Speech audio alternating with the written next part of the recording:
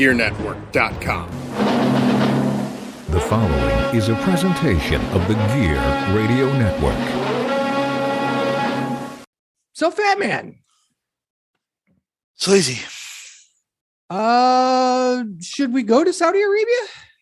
No, we don't want to do. How about we go to Japan? No? I'll take a tour. Let me just fucking talk about it on the wrestling show. Welcome, everyone. This is Sleazy.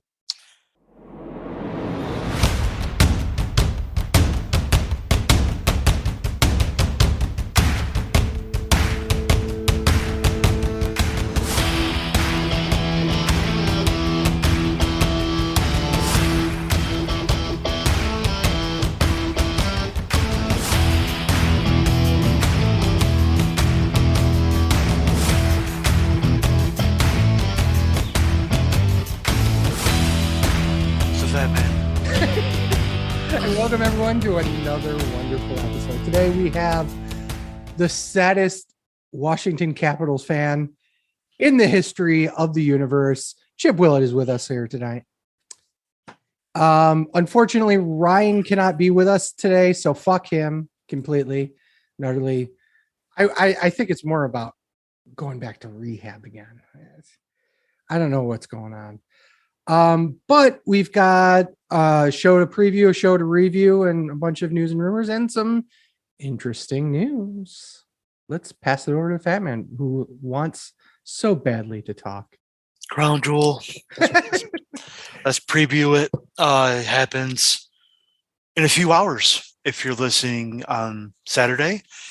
In Riyadh, Saudi Arabia, there's 8 matches. They must have added the women's tag team championship match, which is Alexa Bliss and Asuka. If you didn't watch the product, won the tag team titles on Raw. They're going to face Damage Control. How do we feel about this? Booking. It's a 50-50 booking. Asuka and Alexa retain. I mean, having a 5-day reign just doesn't seem like it's a good idea. So I think I was shocked that they actually got it last night. I mean, I would have thought the payoff would have been at Riyadh, not at Raw, even though it was a big Raw. It was in Dallas. It was a go-home show. But if it's a go-home show, to me, that's going to be 50-50 booking, which means Damage Control gets the titles back in Saudi Arabia. Win on TV, lose on pay-per-view. That's... Think about it this way. You don't really need to sell your pay-per-views anymore because they're on Peacock. So they're making money if one person watches it. It doesn't matter. And especially the Saudi show, if technically only one person shows up, it's a sold show. They've already made their money. They have no expenses. Yeah. It is the definition of a throwaway show. Not a throwaway show, it's a sold show. I don't think this is a throwaway show at all. It is absolutely a throwaway show. In the fact that you could do whatever the fuck you want on there. It doesn't really matter because everything that you would need to promote the show to make it more financially successful has already happened. You're kind of making my point for me, but kind of not. Okay. Since the premium live events sell themselves, therefore they're mostly throwaway shows, you want to build up your TV product rather than your Peacock product. So there's going to be more emphasis on Raw and SmackDown now, more than there has been in the past, because they're the money-making endeavors. Like they're the variable money-making endeavors. Yes. So you have to sell your TV shows. You really don't have to sell your pay-per-views, which is really weird. When you had to build up TV to sell a pay-per-view. Now it's kind of like you have to build up your TV. Now you have to kind of build up your pay-per-views and work backwards to sell TV. It's strange. Yeah. But yeah, Alexa Bliss and Asuka retain. I mean, I don't see anything else. I would love Asuka and Alexa to hold on to the titles, but I don't see it happening. But then again, we are in Triple H's time, and 50-50 bookings don't seem to be his thing right now. So who knows? Maybe Fatman's right. Yeah. Maybe I'm right. Let's stick with the women. Last woman standing match for the Raw Women's Championship. Bianca Belair defends against Bayley. Bayley has to win, right? Like, she had to win the ladder match. Bayley has to win, right? Like, well, I said, in this case, I think you're right. I think Bayley finally wins. Did they take the tag titles off of the rest of Damage Control just so Bayley could win? I mean, they wouldn't have all the belts in that case. it would be, the funny thing is, it would be dumb booking if Bayley won, but yeah, it would be the right booking because of, I think Damage Control losing the titles was kind of a bad thing, even though you know how much I love Alexa. Right. I think you needed to have Damage Control as the main focus of the women's division on Raw. Do it. So I agree, though. I absolutely agree with you. They did this weird segment that didn't pay off on Raw where, like, Nikki Cross came back last week and then she had a match with Belair. Then she loses, of course. Mm-hmm. And then, like, she attacks Belair and she attacks Bayley. But then they show a backstage segment. You don't hear what they're saying, but it's Damage Control with Nikki Cross. And they're just talking. And then it didn't pay off at the end. So that's why I'm kind of wondering if Nikki Cross is going to cost Belair the championship. Yeah, I agree with you because I watched the same interview and I was just like, oh, that made no fuck at all. Yeah, and that's the thing is that we're at the point where we're kind of playing the game of, is this actually happening or is it just a background Easter egg, or if it's going to be more than that? So I think my biggest problem with everything right now is that you've got everyone fighting everyone. I mean, everyone's at war with each other, but at the same breath, you've got this faction that's sitting there being the united front out of all of this. How do you kind of solve the problem of, okay, they're bad people, who's going to face up against them? Bianca's been beating the shit out of them on their own. It's been a little bit more 50-50-ish with Alexa and Asuka. Where does Nikki Cross fit in there? I think they're doing it for a women's War Games. They got to find one other person. And I don't know. That's where I think they're leaning towards it. In War Games, 5 people or 4? Whatever. It's 5, but they've done 4 in the past. Like, okay, so we've had this discussion before. Yeah, I thought we had, but I just don't remember what the answer. It ended with me and Fat Man screaming about how WCW and WWE are 2 different products. I think. Well, traditional War Games is 5-on-5. Yeah, here we go. But it doesn't matter. Traditional War Games also had a fucking roof, so it doesn't matter. Also true. Okay. Let's go back to the match. Who everyone thinks Bayley's winning? She has to. Yeah, I mean it would. I just don't see the point of bringing her back the way they did in the fashion they did if they're not going to have that payoff before Survivor Series. So if you're sitting there having your first ever, and we're going back to the last pay-per-view on this one, Extreme Rules. If you're having your first women's ladder match pay-per-view or on a pay-per-view ever, why not have that title switch hands to Bayley at that point? I don't think it matters. I mean, I think it would matter because Bayley's kind of been the face of that company for a while. Well, they had the first women's Hell in the Cell match for the title, and I think Charlotte retained. It doesn't matter. Okay, that makes sense. It's more about the first women doing stuff. So it was just something I thought about after the fact. So it had to be Bayley that got involved in it because she was really the first one of the major players there, you know, of the 4. The only reason that she was in was because Sasha wasn't there. So undisputed WWE Tag Team Championship match. You're not disagreeing with me. The Usos defend against the Brawling Brutes. Usos have to go over. Yeah, Usos retain. I say no. And I'm going to say that no because I feel like that Sammy's going to no. You know what? They're going to win, but they're not going to the Usos aren't going to win. Jimmy Uso and Sami Zayn are going to win. This is a Saudi show. Sammy ain't going there. Oh shit, yeah, that's right. Never mind. Usos win. Yeah, if this wasn't in Saudi Arabia, my thought is that Jay gets stretchered or something, and Sammy steps up, and they continue the line, and they kind of freebird it to Sammy because he's kind of Usi enough for it, right? That was where I was going with it. Yeah, Usos retain. Braun Strowman versus Omos. The greatest Royal Rumble match winner versus some jobber? Yeah, Braun's winning. I don't think so. I think Omos is going to win. I think Omos should win. I don't think he will win. But I'll go with Omos. But What a fucking dick. What if they brought Braun back to put the new talent over?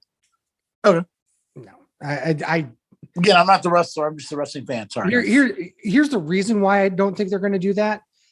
Because I think Braun is a legitimate contender to Roman. Omos won't be, at least not for a good year plus. So let Omos beat Braun and let Braun go back to Roman. You lose the credibility of Braun if you do that. Well, it's true. I would say if Braun had already faced Roman, then yeah, put Omos over him. And that's what I think is going to happen is Braun's going to beat Omos first, go on, challenge for the title, lose to Roman, and then go back down and then lose to Omos. You're wrong. At least that's You how may I be- think it's going to be. So I say you may be right about the winner, but you're wrong about the booking. Brock Lesnar versus Bobby Lashley. Brock gets his win back. They're saying this is going to he go away. already did though. No, he didn't. Went Elimination Chamber. No, he didn't. Yeah, he did. No, he didn't. Yeah, Lashley got stretchered out. Yeah, but he lost the title. Yeah, but he didn't lose it. He never beat Lashley. So Brock gets his win back. Did we talk about Matt Riddle throwing his sandal with Brock Lesnar last night? That's To not break up. smart to do as a shoot. I'd say Lashley gets his win back because it's going to go away to WrestleMania. Lashley gets his win back? Or Lesnar gets his win back. I'm sorry. Lesnar wins, LOL. Yeah, it's going all the way to WrestleMania. This is just the beginning of it. It's going to be Randy Orton and Big Show all over again, or Sheamus. Randy Orton and Sheamus. I see Lashley winning. I really do. Man, you are really on some shit tonight. Maybe so. Maybe I'm just too happy. I don't know. I think change that real quick. Yeah, Well, he got to see he got his NJPW fixed, so he's like on cloud 89. It's not NJPW fix. It's Asian fix for him. It doesn't matter what promotion. As long as there's Asians in it, he's fine. Well, there's going to be Asians in NJPW. Just saying. No, there's not. we'll get to that later. New Jersey Pro Wrestling. Oh my God. Okay. Sleazy's wrong again. Steel cage match, Drew McIntyre versus Karrion Kross. Drew McIntyre gets his win back. I don't think so. I think Karrion goes over. Okay, once again, Karrion But- should go over. Legit. I don't know. Gets his win back. Who do you want up against Roman? That's all I can think is that this is like that old bit on The Simpsons. If Poochie's not on screen, everybody should be saying, "Where's Poochie?" I don't watch The Simpsons. I don't get the reference. I got it. I got it. That was wa- 20 years ago. So I why not? I watch real cartoons, like real anime like Family Guy and Archer. I Okay. also watch that. Yes, I said real anime just to piss people off. Whatever. Jesus Christ almighty. Sorry, I'm watching Clark Connors and Suzuki.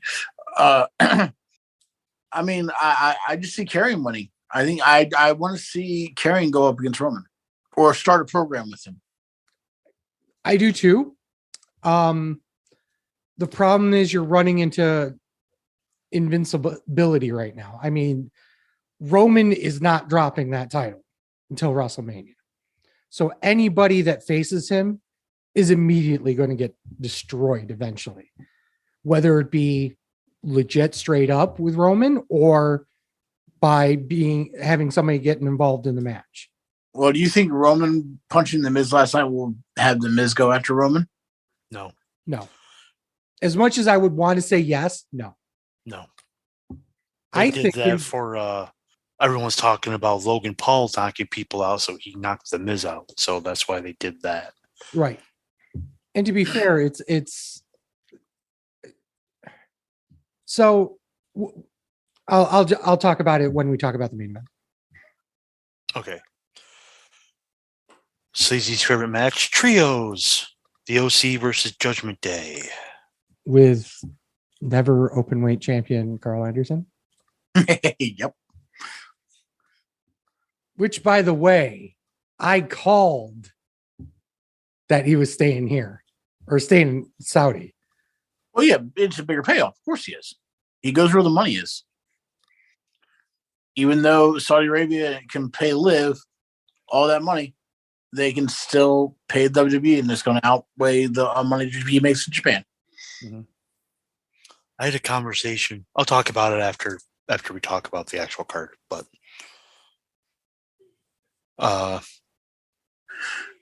I mean, why bring the OC back if you're not going to put him over?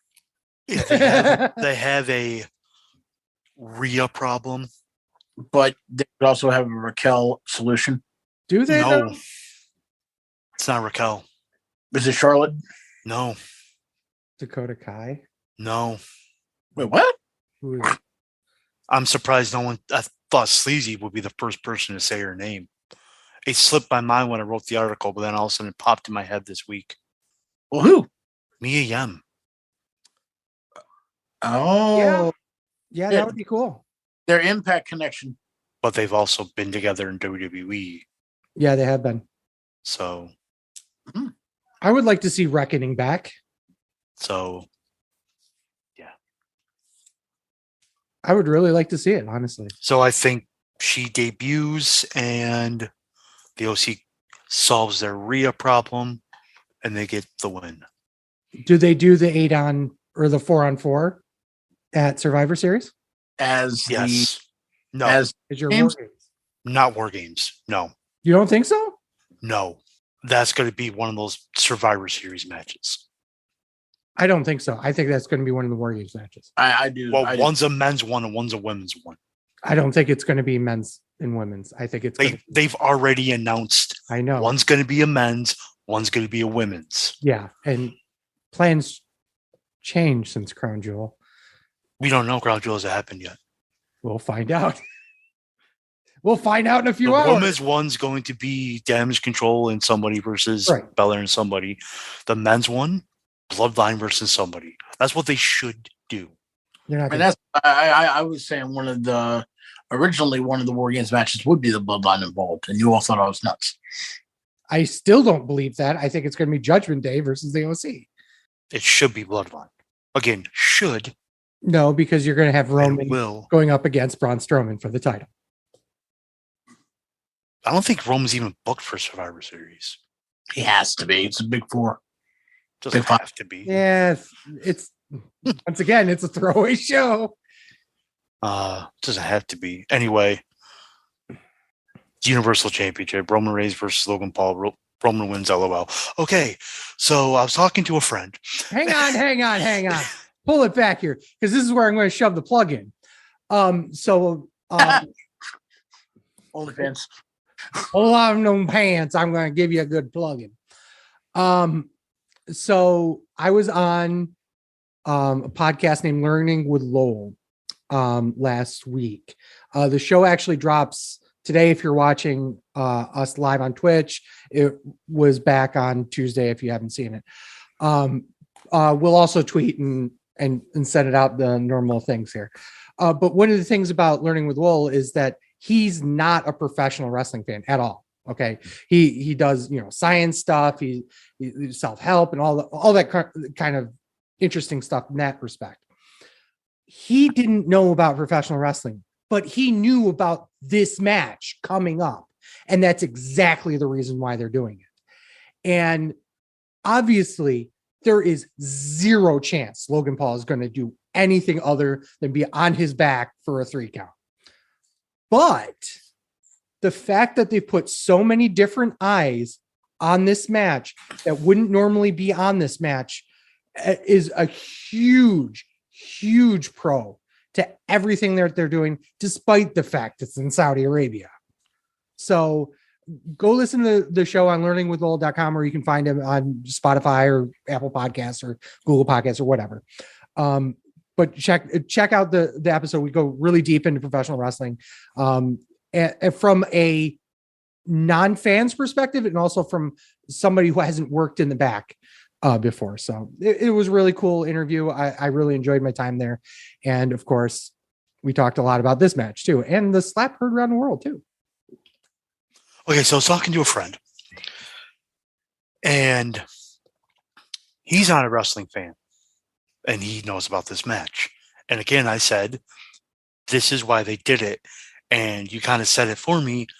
You said, despite the fact in Saudi Arabia, they're doing this match in Saudi Arabia to get the publicity with a celebrity in the match. Mm-hmm. Yeah. So, yes. And I was also talking to him, and I'm like, well, there's some, and he was just logistics. And he's like, well, some wrestlers don't appear on the shows like Kevin Owens. I'm like, well, they don't have to, because they just don't feel morally or ethically that they should. The people who do, however, I guarantee you it's probably their first or second biggest payday of the year. I want to point out one quick thing. Do you know who one of the biggest and loudest voices were when they did these shows in Saudi and they said they didn't want to be any part of it? John Cena. Carl Anderson and Luke Gallows. How much did they get paid? Yeah. They're getting paid it's Never a money thing. Never say never.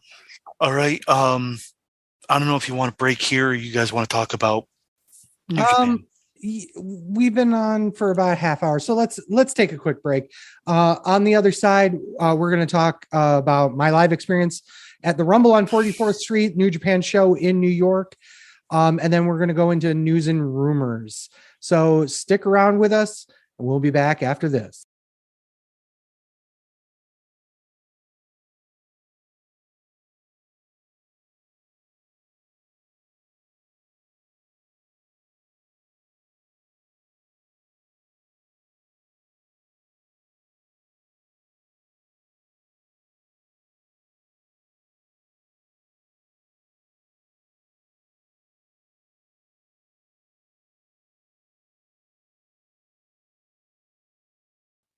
Welcome back, folks. I've cleaned up after myself. My poor wife, she had to deal with me being at a New Japan show. So unfortunately, Fat Man wasn't a part of this. I would assume that if you were well enough, you would have come down for this, right? Yeah, like again, I'm yes, I'm not the biggest fan of New Japan, but I watch a little bit every now and then, especially when Chip recommends a match or two. And there's no doubt they have great matches. It's just I'm not a big fan of watching people just chop and kick, and that's it. Which is the match I'm watching right now. So, and then everyone's like, "Oh my god, this is the best match I've ever seen." It's just like, they're not doing anything. I will always defend it by saying that it is the best match of that type. You know what I mean? It was the best match that happened at that venue at that time of day on that specific date at that specific time. Okay, now that's being a dickhead. But no, I will concede that if you don't like that type of match, none of those matches are going to mean a goddamn bit of difference. But yeah. So New Japan came over for 2 shows, actually, not just one. They had Thursday night, they had this, grab bag pay-per-view, basically. Yeah, it was completely random who was showing up. Moxley showed up, a bunch of other people showed up. For the first time in forever, the Forever Hooligans reunited. Unfortunately, no Alex Kozlov on Friday night show, which Alex Kozlov did commentary on Friday night, sorry. Yes, he did. But yeah, it was cool. It was the show you could get as a 2-pack on Fight TV, and we actually have some news about that later on too. But let's get right into it. I assume you didn't see the pre-show match because they didn't have so the women's tag match from Stardom was the dark match. Which was kind of a surprise, but also interesting. It was Kylie Ray and Tiara James versus Mina Shirakawa and Waka Tsukiyama. Here's my thing, is that Kylie Ray is kind of a persona non grata in a lot of promotions now. She's burned a lot of bridges, partially because of probably some legit mental health issues and all that kind of stuff, but she never goes about it right. So anytime I see her, I'm like, how long is this going to last, really? But the two of them did a great job of showcasing the Stardom talent here.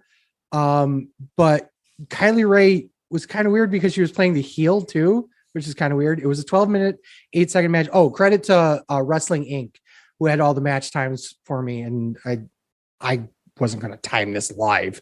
Live, it was kind of an interesting match. Waka was over pretty well. Kylie Ray got some decent heel heat despite it. But yeah, I would give it 2 stars. Obviously you didn't see it, so that's it. The actual show opens up with the House of Torture, which is Show and the Tokyo Pimp, Yujiro Takahashi, without Peter, the biggest heel moment of the entire show. Yeah, sure. Where's she at? They're not going to pay to have her come over here just to wiggle her ass. They faced Yo and Rocky Romero. This was only 7 minutes, 42 seconds. Takahashi pins Rocky Romero. Show gets the wrench and knocks him in the head, which is kind of rare for a New Japan match to end like that. Yeah, it's in America. That's why. What's that? It's in America. That's why. Yes and no. I think it was a lot of interesting dynamics there because you obviously had Cho and Yo, former mentees of Rocky Romero. Tactically, Yo's part of Chaos, as is Rocky Romero. The opener was really well done. Great crowd reaction live. It was. I always talk about Rocky Romero being one of those unsung heroes of tag team wrestling. He's so good at it. So fucking good. And honestly, the match ending, how it ended, perfect heel heat for the show. Really great. You had this big post-match beat down as well. And then the debut. How bad did you cuss when that music hit? I walked out. So Fat Man, how many people would have walked into that match, walked into that venue, and I would have walked out? Surprisingly a lot, but There's you want me one, to name? Yeah, name one. Let's see if you can name it. Leo Rush. Ladies and gentlemen, the newest member of New Japan Pro Wrestling, Leo Rush, joined the Chaos and saved Yo and Rocky Romero. I don't really know if that actually happened. I was going out getting a soda. So apparently cut a promo or something. I don't know. He didn't cut a promo. Yeah. Show stood there in the ring and held his peace sign up, and Leo just hit his hand, and that was it. and then they walked out. Fuck him. But Kozlov gave Romero so much heat for taking the pin. It was great. I mean, it was a great match, but I think I enjoyed Kozlov's commentary because of how much he hated Rocky Romero, even though he was just tagging with him the night before. Right. I thought it was kind of funny. It was a decent match. 2 3/4 maybe. Cool. We then had the New Japan Strong Openweight Tag Team match. Oh God. NJPW Strong Openweight Tag Team Championship match, aka the tag title belts for Strong. Yes. It was the Motor City Machine Guns versus Aussie Open, who are the champions, and 2 LA Dojo guys, the DKC and Kevin Knight. 1342. Holy shit, new champions. Shocking. After what they just did with FTR, I was shocked at that outcome. Right? Because the match they put on with FTR was wow. And this one was good. Don't get me wrong. It was a great match. But I mean, and yeah, MCMG went over. But still shocked. I was watching it the other night. I'm just like, the fuck? I didn't see it coming. That's actually the feeling of the crowd. The crowd thought the ref fucked up at first. No, it was clean, which shocked me as well. Yeah. So Saban pinned Kevin Knight. So Ozzy Omen wasn't involved in this decision. So obviously there's going to be a future one-on-one tag match. The match was fucking bonkers. I mean, it covered pretty much everything of Motor City Machine Guns. Aussie Open made both sets of opponents look great.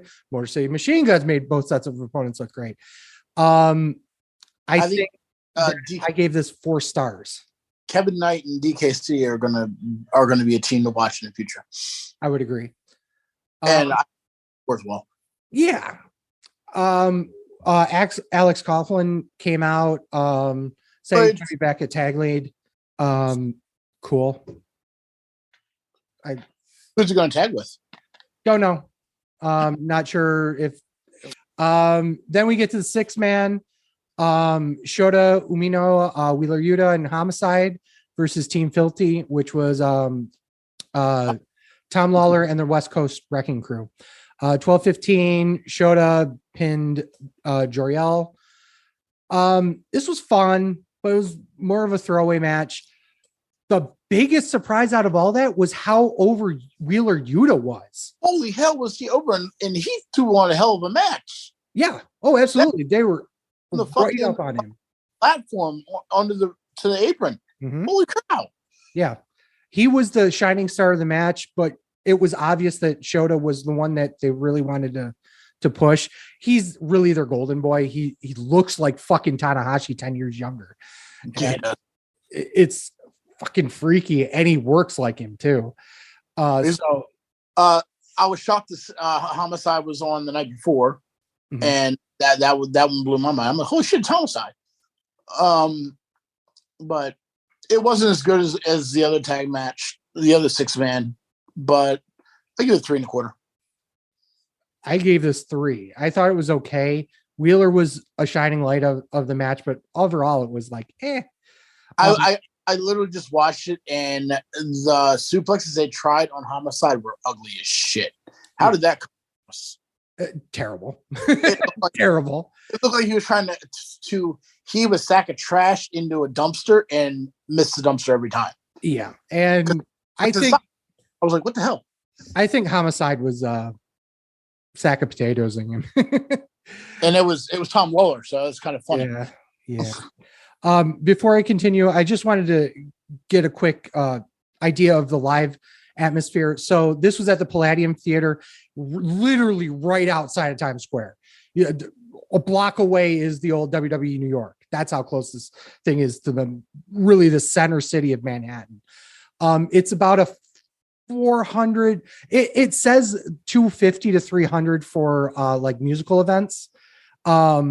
With the way they set it up, it was probably around 400 people. You had the ring in the middle of the floor. People came off the stage into the ring.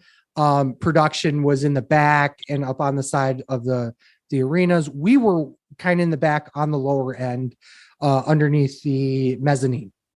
So it was even, we were so, I don't want to say so far back because it was not that far back. We were probably one of the last rows, but it's such an intimate venue in there that even that was a good seat for me. So it was really intimate for a show like this. I did not expect this to be as small as it was. So I was shocked when we actually got in there. A couple of friends of ours, friends of the show, Billy of GoPro Wrestling, helped shoot the show. So that's a cool thing. So we were talking about different things while the show was going on as well. So after this match, we get a promo with Clark Connors in the back going, yeah, blah, blah, blah, blah. And then we turn to see Ken fucking Shamrock in 2022. What the fuck? Seriously? So, of course, here we go. Next match, Minoru Suzuki versus Clark Connors with fucking Ken Shamrock in his corner. 15-50. Clark obviously loses. The normal spots there. Suzuki being murder grandpa. He murdered grandpa's Connors. The first chop that Connor throws on Suzuki is kind of light. And you could tell it was kind of light. And Minoru Suzuki just fucking punishes him for the next 15 minutes afterwards. Well, the funny thing is that I was watching it and it looked like Minoru was having trouble selling it. It was so soft. Yes, you are correct. I was just like, that just looks forced. The later ones were okay, but the first one or two of them. And yeah, those look great. But man, the ones right here in the corner, it's like he was making it look like it hurt. And I'm like, it was bad looking. Yeah. Shamrock doesn't get involved in the match. They do an homage to him by dueling ankle locks. Suzuki beats him with the sleeper to put him out, and then Gotch style pile driver, which is I don't like how he does it, but whatever. It was a very strong style match. 3.5 stars. Poor Connor's nipples. But they're even there anymore. I think here's the honest reality. People were so happy to see Minoru Suzuki that it could have been anybody in that ring and they would have popped for anything. And Minoru's so good at what he does that he would have gotten a 3.5 star match if it was Connors or any other LA Dojo kid, or even somebody that was in the mid card of AEW. Even you throw Eddie Kingston in there, or you throw and him, it would have been a better match than those two. It might have been, but I'm just saying that it didn't matter who was there. Everyone was going to pop for it. Post match, Ken gets in the ring, they jaw jack, and then they hug, and they all ride off into the sunset because why the fuck not? One of the things that I do want to put out is that after the show, of all people to have doing meet and greets, it was only Ken Shamrock. $30 for photo, the normal, the 8x10 photo, get the fuck out of here type thing. Nobody was there. Nobody came over. And they tried so hard. There's only 30 spots available. Come on over. That's it. Next time they do an announcement, there's only 50 spots available. Right. Right. And that's exactly what was happening too. Nobody was coming over. And with all due respect to Ken Shamrock, at a New Japan show, he's not a draw. Oh, hell no. No. You put Okada there, oh my God, people would be lined up around the corner. You put Suzuki there, lined up around the corner. You put Shota there, you might even get a bunch of people. Put Japanese there, you're around the corner. Why would you put fucking Ken Shamrock there? Whatever. SWA World Championship match, Mayu Iwatani versus Kylan King. 2,000 stars. Was it really? It was, I'm watching it now, and it's good. It's not great. It's Kylan's very sloppy, but I'm not sure if it's the height differential that's got it. It's her. Height differential here. It's her. But the problem is that Kylan's worked with Mayu before, and she's worked a lot of other Stardom wrestlers before. So she was kind of like the default person that we're going to put it with Mayu, really. It was a good way to spotlight Mayu in the US at a New Japan show. It is what it is. I mean, I can't really say much more than that. Anything else is going to be looked at as you fucking mark, which is true, but I don't care. Fucking mark. One of the major reasons why I went to this show was because of Mayu Iwatani. So what can I say? So yeah, that just high differential is causing Iwatani issues. When she went to try to put the Nelson on her, oh, that was nice hit. Yeah, and that's what you're going to hear. This was nice. This was nice. Didn't look good, and you're going to keep saying that all the way through that match. And I literally have the past 3 minutes. The 2022 King of Pro Wrestling Championship. Oh my God! Trophy? You have to have been following it. It's been a shtick since before the Declaration of Power. Yep. It's going way back, and he won the match at Declaration of Power where he was basically Takagi was his daddy, and he had to act like, and then it finally got to the point where he got tired of him, broke the trophy, and then Takagi put it back together, and they went back at it again. It's just been back and forth, back and forth. It's funny. It's for the humor of it. It's not for the wrestling. Even though Takagi and El Phantasmo can go.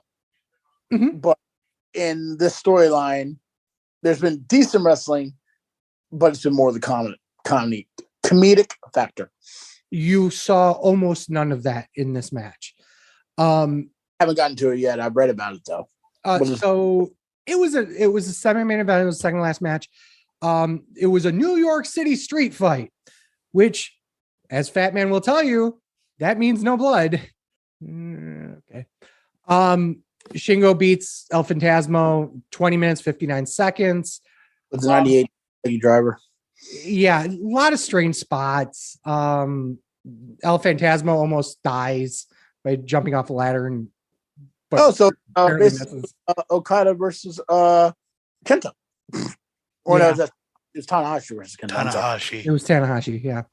But yeah, it was a PG street fight. Whatever. It was okay, whatever. Like 2.5 stars.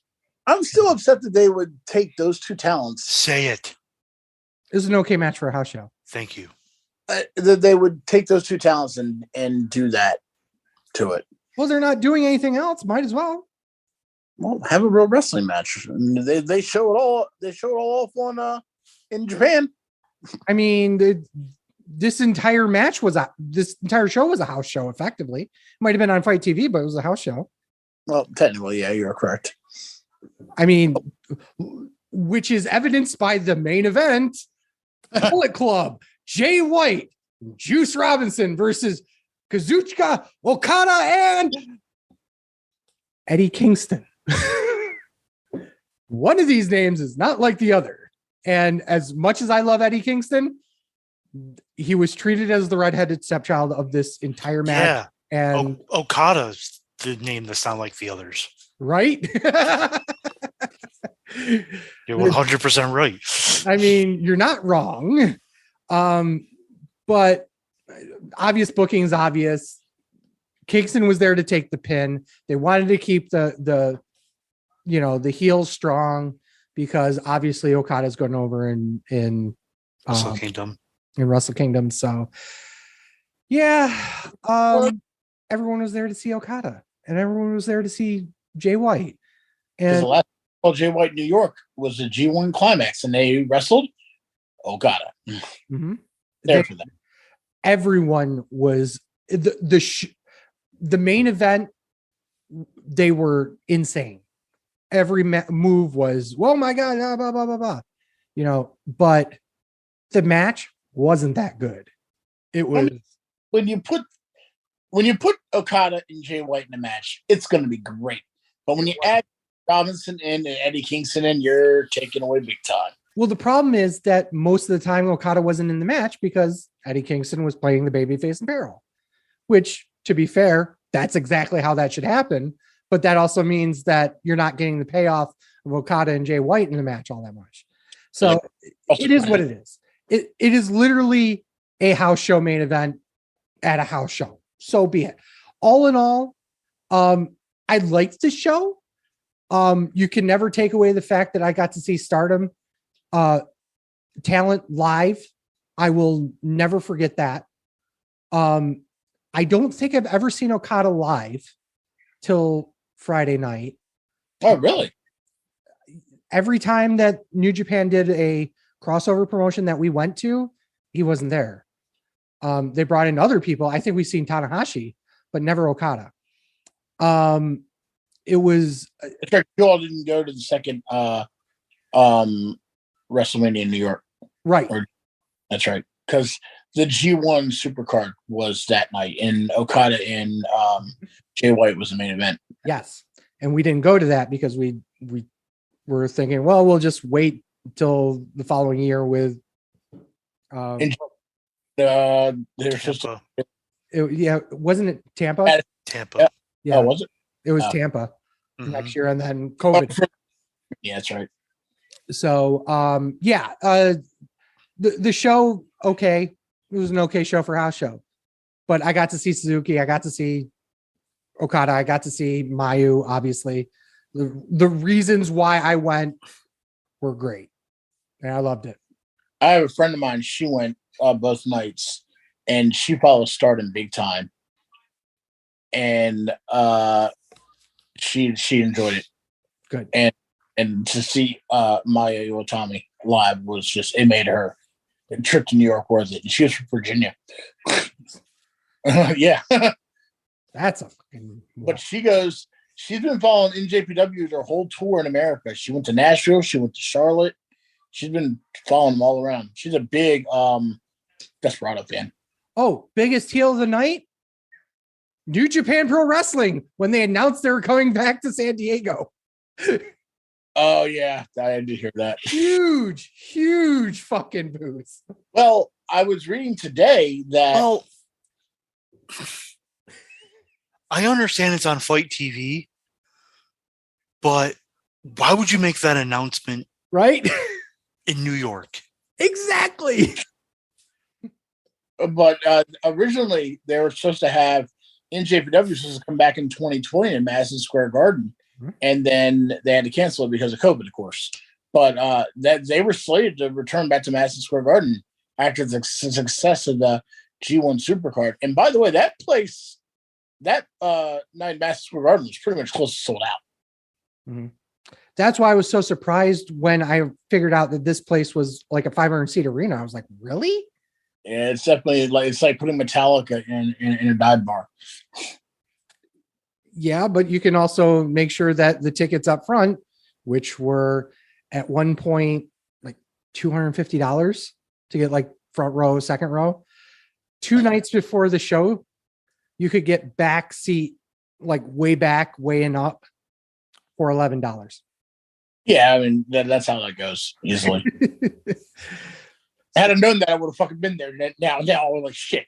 Scalpers lost their ass on that show, which is great. News and rumors? Let's stick with NJPW. You kind of alluded to with Carl Anderson. NJPW canceled the Never Openly title match, but they never stripped Anderson of the title. Because it's happening in Tokyo or Wrestle Kingdom. Yeah. It was just interesting. Mm-hmm. Just like, it's a work. Billy Corgan made some interesting statements about the NWA, saying that he had talks with Triple H about possibly getting the NWA on WWE Network. Mm-hmm. He said it didn't go anywhere, and that's fine. Very, very good discussions, very open and cool. They currently like what I'm trying to do, and they've always been cool about what I'm doing with the NWA. So I remain optimistic going into the future that there might be some business there to do. He also mentioned about possibly being developmental brand for certain wrestlers who are struggling for TV time.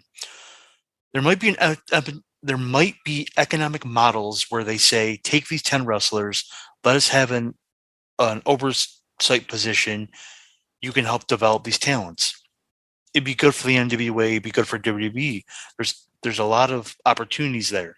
I would say the same thing as it pertains to AEW. AEW is a tremendous amount of talent under contract. Not everybody's able to be on the main shows. There might be opportunities where they might want to send these people on a developmental level. You know what that reeks of? And Billy Corgan's smart enough to know this, is that it sounds... What's that? Desperation? No. Gabe Sapolsky and Evolve. That's exactly what they were doing with Evolve. I see it working better with AEW than WWE. Well, how about this? I see AEW be more open to it than WWE. Not better. Never say never in this fucking climate, as I'll say that, and just leave it at that. WWE released 5 NXT talents. Boheed Hayward. He was part of Chase University. Sloane Jacobs, Erica Yan, DeMarcus Griffins, and Fang Ru. Never heard of. I've heard of Sloane Jacobs, and I've heard of the other, the Boheed Hayward, but the other ones I haven't heard of. I don't watch the product, so yeah. Hey, Sleazy, you want to talk about how Dave Meltzer got worked? Yeah, speaking of streaming deals, did you hear about GCW's new streaming deal with WWE? Oh, yeah, I heard about it, bro. Yeah, you hear about it? I heard about it, bro. Did you hear about this? Oh, yeah. Yeah, big deal. Dave Meltzer, first on the carpet. They got to be working together. GCW, WWE, that's it. GCW has inked a new deal with Fight TV to be on their Fight Plus app, or like their subscription service. Yeah, their streaming service. Their live events, which means, and their full library. Yes. Are going to Fight. The entire library from day one is going on to Fight TV, Fight Plus subscription option. It's $4.99 a month. Maybe this is the time if you want to check out GCW and you don't have an absolute hatred of Nick Gage. This is probably a great time to go check out their library. So that excludes me. That excludes Fatman. Go take a jersey. But the biggest joke about all of this was that this was always in the works. There was no talks with WWE. Despite what Dave Meltzer had said. He got fully worked by Joey Janela and pretty much everyone who talked jokingly about how Monday nights were their favorite night for wrestling. It is the biggest fucking joke in the world, in my opinion. I think it's the funniest thing in the world because once again, Dave Meltzer, and of course, no one will say anything about this to Dave or anywhere near his fucking Twitter because they'll get immediately blocked. Just like Fatman over here. But yeah, it's like, you fucking idiot. Of course they're not working together. Dumbasses. The reason why Carmella has been off TV is because she had an ectopic pregnancy and miscarried. Yep. That's kind of heartbreaking. Mm-hmm. It is. And me and Kim were talking about that last night because we're talking about, I don't know how we got on the topic. Wow, we had trick-or-treaters outside our house last night. We were on various topics the whole time. They got no one was there at the time. We started talking about miscarriages. And one of her coworkers had a bunch, and that's what brought it up. And I told her that Carmella had one. And that's rough for her and Corey. Just being married and then having that happen, that's rough. Yeah. If you watch the product, you know that Emma's back with WWE. She signed, it wasn't a one-off. She signed a full-term 5-year contract. This is according to Emma herself. Okay, so here's my question: when is Emelina coming? Let's get that. Chelsea Green's rumored to be back with WWE anytime now, and take that with a grain of salt. Especially when Matt Cardona says that he has no interest in going back. As Zack Ryder. Well, he said Zack. Yeah, I was Ryder. going to say Zack Ryder's dead. He's made Yeah. that very clear. Yeah. But he didn't refute that he wouldn't go back to WWE. Yeah, I didn't in hear fact, he's openly said that he would absolutely go back to WWE. I said he has no interest to go back to WWE as Zack Ryder. Right. I'm I'm just making look, I'm I have making a it question. clear. the radio. Batman. Hmm. So if he doesn't go back as Zack Ryder and goes back as Matt Cardona, would you be okay with that? Because I know you hate Zack Ryder. Zack Ryder can't work, but Matt Cardona can. It's Okay. like saying, and it's so weird to say that, but it's like saying Terry Blade doesn't have a big dick, but Hulk Hogan does. You know, like in a stupid Gawker lock suit. Only fan. But it's kind of true with me. Like Zack Ryder, he was more about a character than he was about in-ring work. And Well, there's Matt Cardona a lot of people who love that. didn't really, he's himself. He doesn't have to really worry about a character. He can focus on the in-ring work, and he's gotten so much better. That's the difference. I agree. He lets the New York come out of him more, the Long Island come out, and that attitude is perfect for Matt Cardona, and it allows him to focus. Since it's natural to him, it allows him to focus more on the wrestling, which has been great since he left WWE. There's another parallel you can make here. Stardust. Oh, there you go. And Fat Man has heard me say this so many times, it's old hat now. What is the best gimmick for anybody? Yourself turned up to 11, and that's Matt Cardona. So, and that's Cody Rhodes too, for that matter.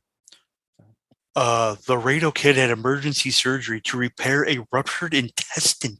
Jesus. He got it in a match in AAA with Hero de Vikingo or what? I don't know. I know who he is. I just can't pronounce the name because I don't speak Japanese. Where's fucking Bruce Pritchard? Right. Sheamus got married. Cool. Yep. So I got two more things that are kind of like discussion topics. Okay.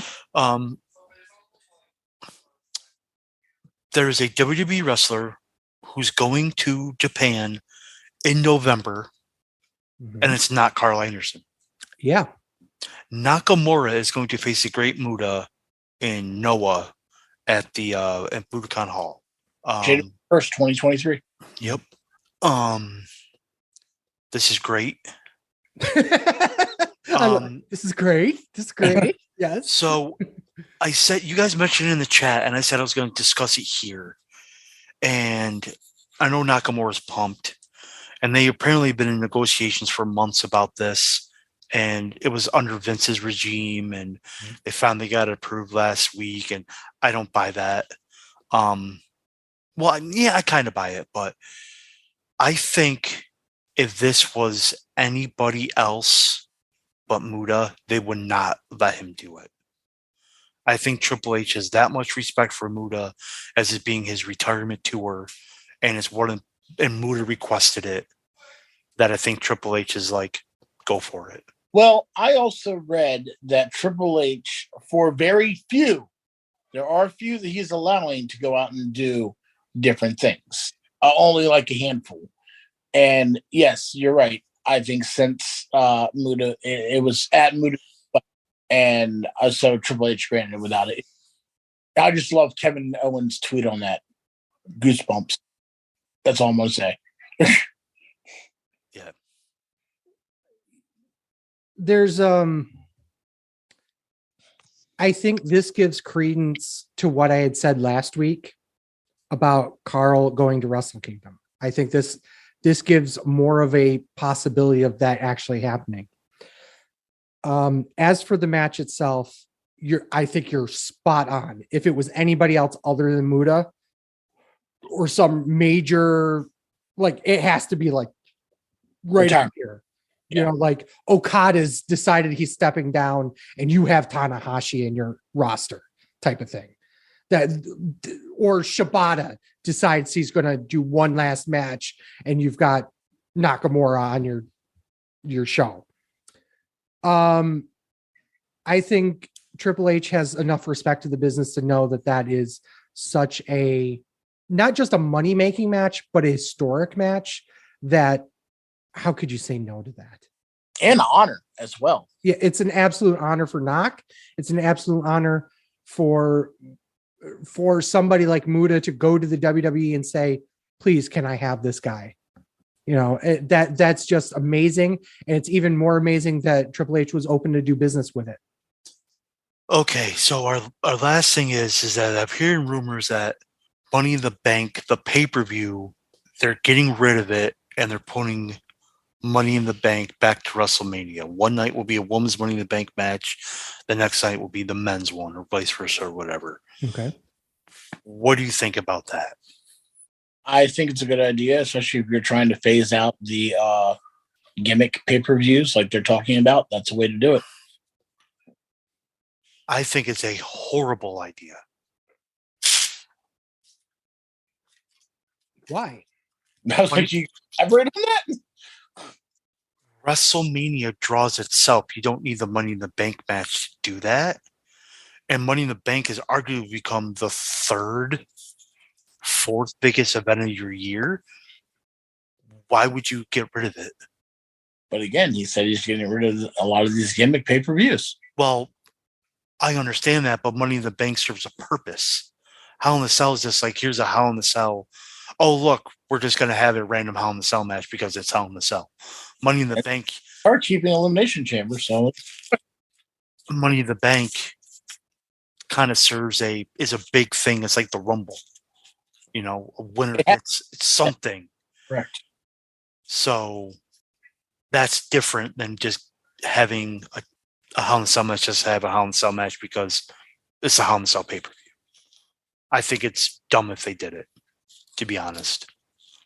Okay, here's something you won't hear all that often these days. Fat Man is 100% correct here.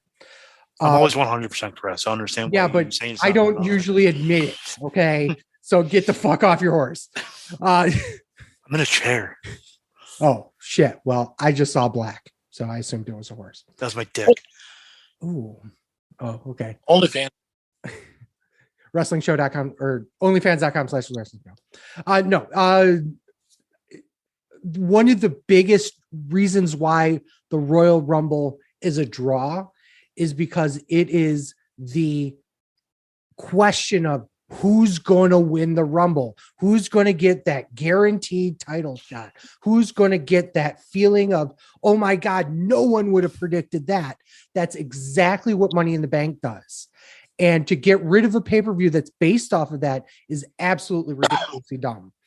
I understand getting rid of Extreme Rules. I understand getting rid of Hell in a Cell and all these fucking gimmick in a pay-per-view matches, Elimination Chamber. I get rid of all of them. You wanted the storyline to reflect the match, not build the storyline based on the fact that, oh yeah, we got Elimination Chamber coming up. I guess we better put something together for that. Hold on, before I'm going to interrupt you. I'm sorry, but I find it kind of funny that Triple H wants to give all these gimmick matches, but yeah, he announces War Games. Right? Yeah, that's also kind of. Although to be fair, they're not calling War Games. They're calling it Survivor Series that has War Games matches on them. Yep. They're calling it Survivor Series War Games. Yeah. I'm just saying. It's a subtitle, yes. I'm just saying. Like, we're getting all these gimmick matches. Here's one. Yeah. Hasn't been on the main roster. Addition by subtraction. Yeah. But you can say that it doesn't have to happen every Survivor Series. Right. He's just saying it's happening this Survivor Series.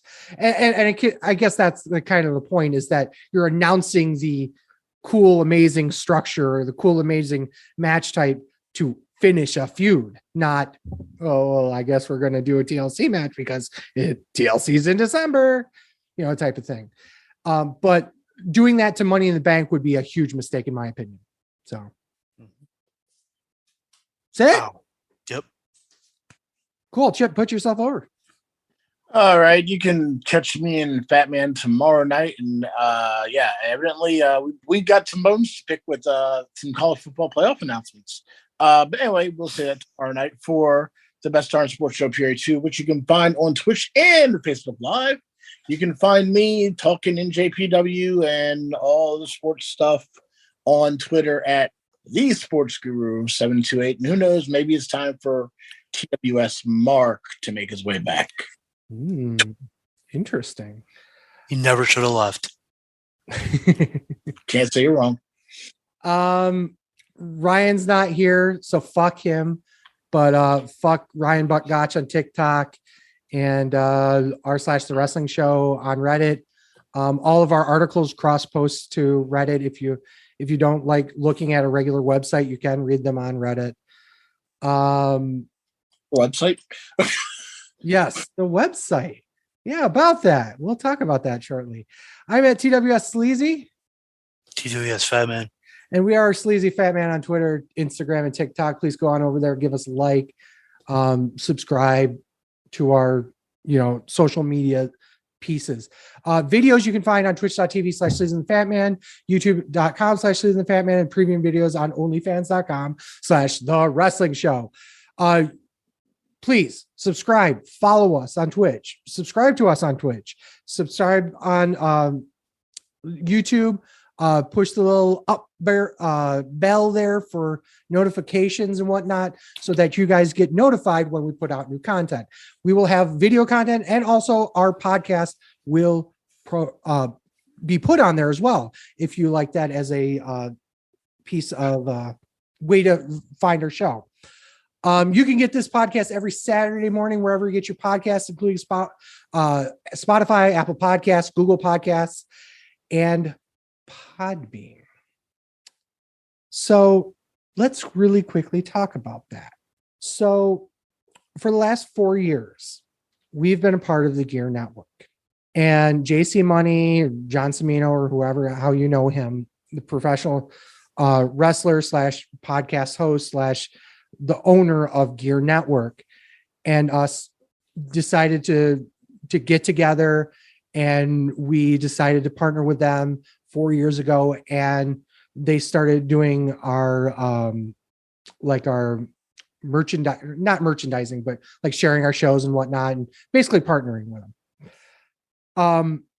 So as of November 19th, we are ending that partnership. And it's not anything like bad or some weird, crazy thing that's happening. We're just deciding that we're going to go back out on our own. And we have actually inked a deal with Podbean.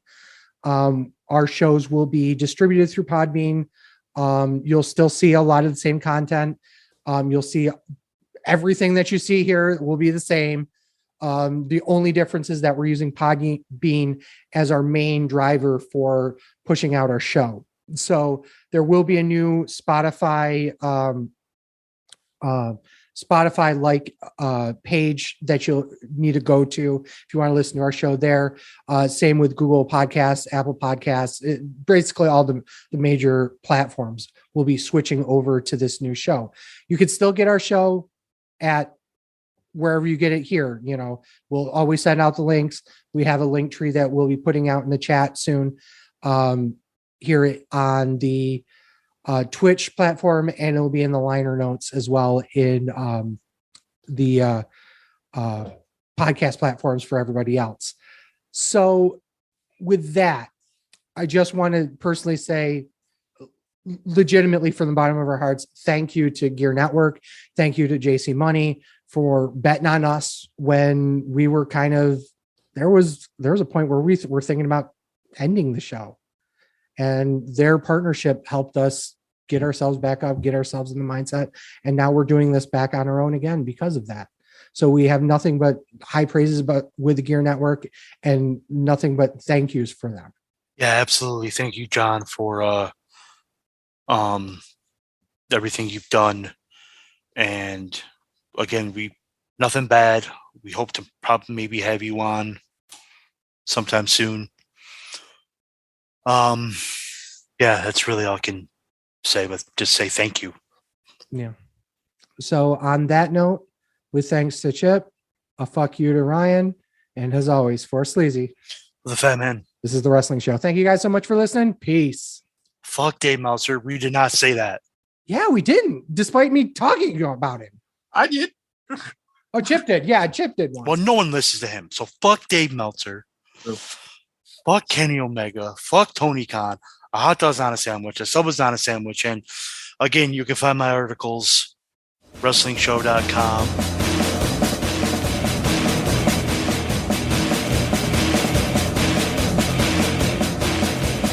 I'm a truth that you seem to run from. I'm an army of one. I'm a clip in your gun. I'm the pain of the game. The bloodshed in your name. When there's nothing to gain, I'm a well-gone sad.